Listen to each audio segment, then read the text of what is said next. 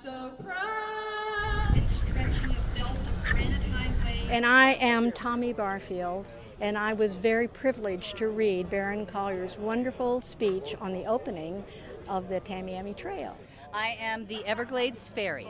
Back in 1928, when Baron Collier had the opening of the Tamiami Trail, there was a lady that they had dressed all in white, and she led the parade on a white horse.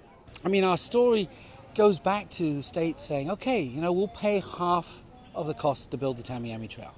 And he says, well, why do we want to build a road down to Naples? Naples was a resort town at the time.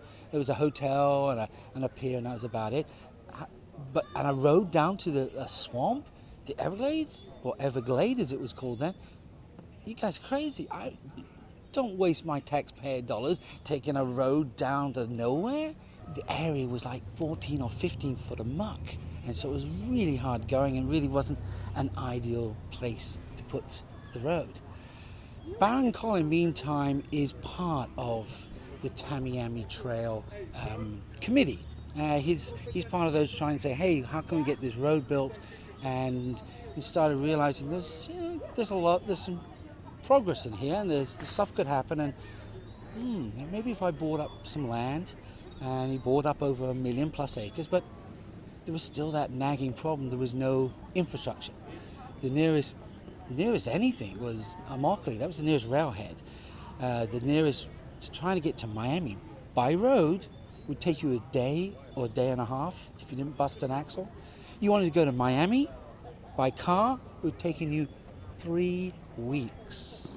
The equipment was put up, taken up to the first, obviously, the walking dredge walked its way up to where the Tamiami Trail, and then not just one, but we had walking dredges going to Miami, one going up to Copeland and obviously Immokalee, another one going to Naples, and another one going to the back end of Marco Island.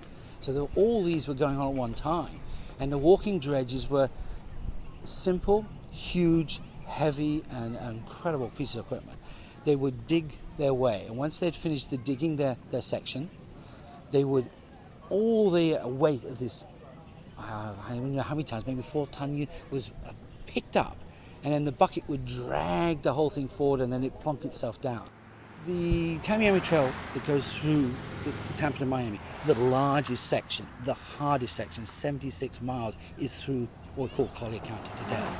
Baron Collier was going to turn this 1 million plus acres into the utopia of South Florida, the place everybody wants to live. I mean, when the Tamiami Trail was first opened, it was considered the 8th wonder of the world for a short period of time. It was going to open up Southwest Florida. We suddenly get tourists. The thing we've got to realize is Florida at this time has got the most motor cars.